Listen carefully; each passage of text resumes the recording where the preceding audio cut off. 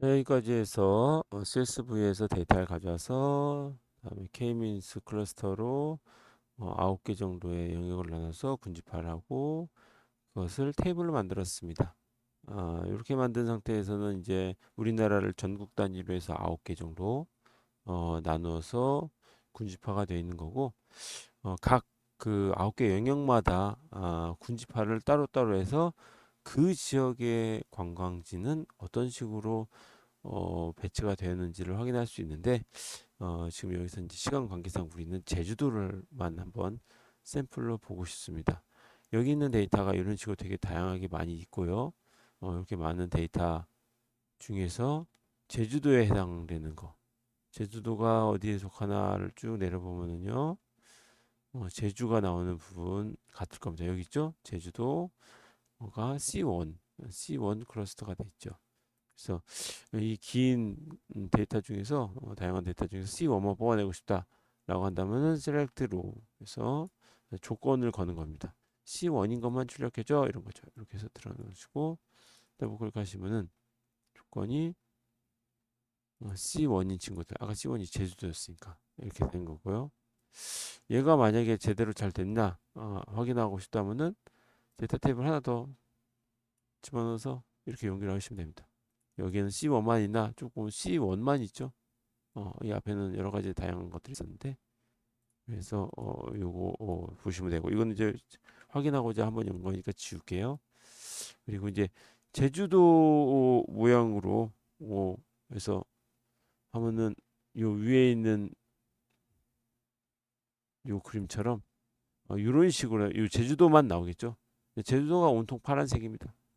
우리는 그렇게 되면 제주도 여행을 가는데 군집화가 안 이루어진 게 되죠.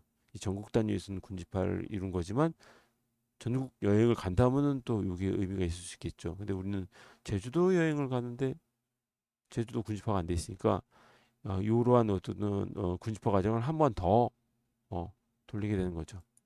어, 앞선 수업에서 여러분들은 군집화 하는 법을 한번 했으니까 그렇게 어렵지 않을 겁니다.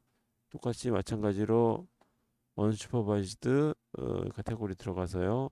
똑같이 이제 K-means로 클러스터로 해서 이렇게 군집화를 한번 합니다. C1에 대한 군집화를 한번 더 한다. 이렇게 보시면 되고요. 그럼 이제 거기에 대해서 이제 더블 클릭하면 이제 몇 개로 영역을 나눌 것인가를 보면 돼요. 근데 이제 몇 개는 정답이 있는 건 아니고 결과값에 따라서 내가 어떻게 사용할지에 따라서 어, 자동이든 수동이든 뭐 이런 식으로 해서 적용을 하면 되는 거고요. 그래서 화면을 보면서 하는 게 좋기 때문에 다시 또 어, 지오맵을 하나 연결시키고 와서 더블 클릭 하면은 이런 식으로 나옵니다. 지금 이 모양은 어떤 모양이냐? 예, 보시면 알겠지만 두 개로 고정했죠. 그래서 내가 예를 들면은 어, 뭐 1박 2일 정도의 어떤 코스다라고 한다면은 사실은 이제 숙박은 한 번밖에 못 하기 때문에 뭐 여기서 한 번 하나 여기서 한 번 하나 혹은 제주에서 한 번 하나 뭐 서귀포에서 한 번 하나 하고 요 지역에서 하루 여행 요 지역에서 하루 여행 이건 뭐 너무 단순하죠. 시플하게 예, 누구나 다 생각할 수 있는 부분이긴 하지만 제가 제주도 관광지에 대해서 잘 모를 때는 사실 관광지가 이 섬 전체에 균일하게 있을 거라고 생각했거든요. 그러니까는 이 가운데는 보면은 관광지가 별로 없죠. 근데 이렇게 지도를 통해서 확인해 보니 제주도가 해안가를 따라서 어, 매우 관광지가 많이 발달됐고 정작 이 한라산 부분에는 별로 없구나. 물론 이제 여기 산이니까 별로 없겠지만은 이런 부분들도 마찬가지죠. 지금 관광지 표시되어 있는 부분이 없다라는 얘기죠. 어, 이런 특성에 따라서 여행 계획을 요 지형 관광 어떤 자원의 현황에 맞춰서 이렇게 세울 수가 있다라는 거죠. 근데 이제 1박 2일은 조금 너무 짧죠. 비행기 타고 오고 가는 시간 이런 것들이 있으니까 만약에 이 밑에 있는 from to로 해서 지정하면은 가장 적정한 영역은 몇이냐라고 했을 때 네 등분 정도가 좋습니다. 하나, 둘, 셋, 넷. 이거면 이상적이긴 합니다. 일정과 여력이 된다고 한다면은 뭐 이 정도 선에서 어, 그 이렇게 되면 뭐 3박 4일 정도 이렇게 해서 여행을 잡는다고 생각하면은 적당할 것 같고요.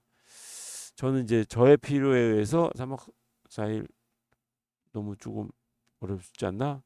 한 단계 정도 낮춘다면 뭐이 상태에서 세 단계 정도 이렇게 나온다든가 아니면 아예 그 픽스 고정 값을 이런 식으로 해서 이렇게 집어넣는다든가 할 수 있는데 근데 보면 알지만은 그 요 그림은 지금 세 개로 군집화를 했는데 좀 그렇게 적절하지 않죠.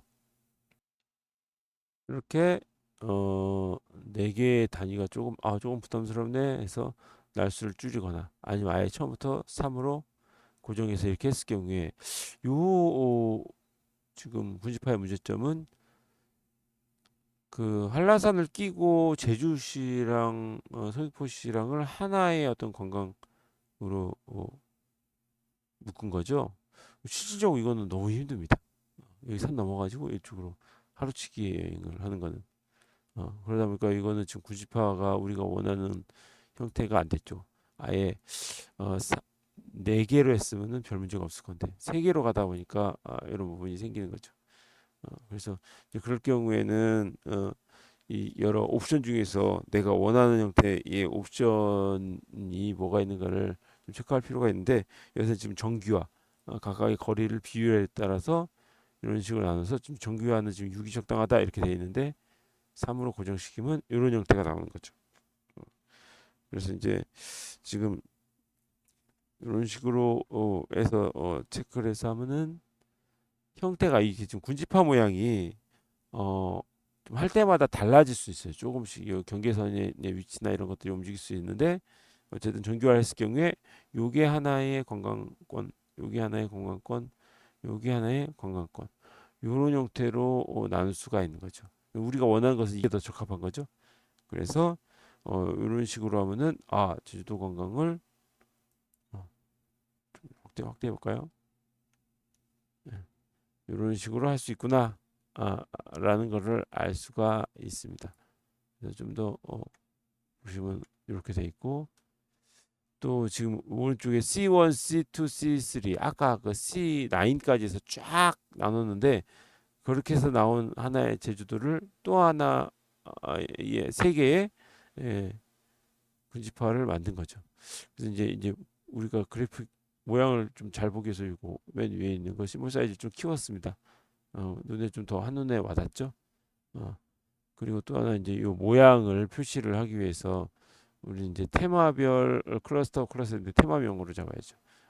이런 식으로 하면은 이제 이게 지금 어떠한 형태의 관광지인가를 알 수 있지만 보면 알지만은 자연 힐링이 거의 대부분이죠. 아무래도 이제 제주도가 자연환경이 굉장히 좋다 보니까 그런 것을 알 수가 있고 가끔 뜨문뜨문씩 문화 예술 정도 이렇게 예, 섞여져 있고요. 그렇죠?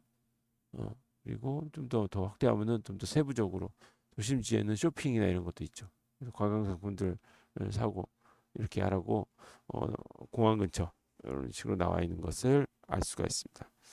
자, 이렇게 해서 보시면은 지금 저는 시간 관계상 제주도만 이런 식으로 해서 표현을 했지만은 어, 더 각 그 9개의 영역이죠. 영역별로 요거를 추가하셔서 클러스터 1, 클러스터 2, 클러스터 3 이런 식으로 해서 쫙 해서 요거를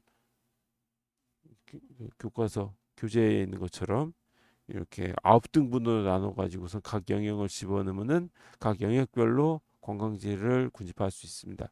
그리고 또 이렇게 9개 정도 되면은 어디가 제주도고 어디가 강원도인지 알 수가 없죠. 그래서 그런 이유 때문에 뭐 이런 식으로 해서 F2입니다. 단축키 클릭해서 F2 한 다음에 여기다가 여기 제주도 제주도 뭐 이런 식으로 표시를 해서 하면은 한 번에 찾아보기가 아, 쉬울 겁니다. 그래서 지금 교재에 있는 내용에서 제주도에 관련된 부분 실습을 여기까지로 해서 마치도록 하겠습니다.